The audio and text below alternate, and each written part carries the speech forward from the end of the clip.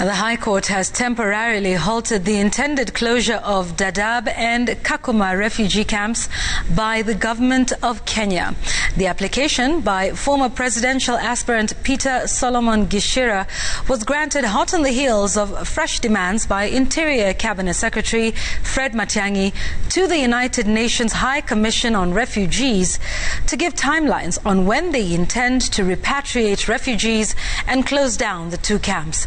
And as Hassan Mugambe reports, Kenya cites security challenges and contraband trade as reasons behind the intended closure of the camps.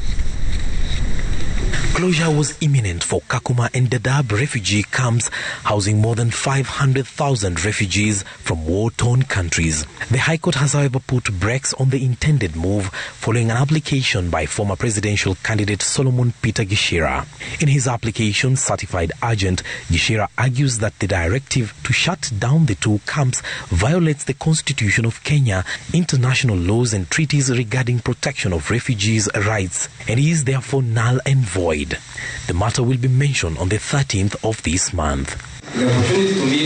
This as Interior Cabinet Secretary Fred Matiang'i demanded that the UNHCR gives a time frame within which it will repatriate refugees and close down Kakuma and Dadaab refugee camps. The demands come after the Refugee Agency responded to a 14-day ultimatum by the government for a roadmap on the closure of the camps over, among other reasons, insecurity and environmental degradation. In a response seen by Citizen TV, UNHCR agreed to repatriate more than 100,000 refugees to other countries like the US, Canada, Ethiopia and South Sudan. With no clear timelines in the document, Matiang'i said, and I quote, "We agree with the report, but we do not agree with its open-ended nature. We need an exact date when the transfer will start and end," end quote. In response to demands by Kenya, the Refugee Agency said it is hosting 512,449 refugees and asylum seekers, with 224,462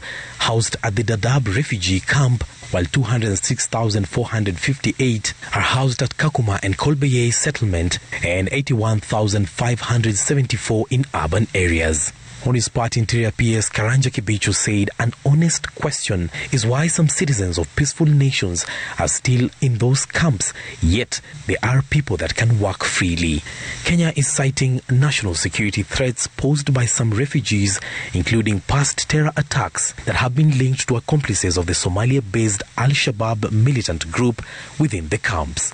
Hassan Mugambe, Citizen TV.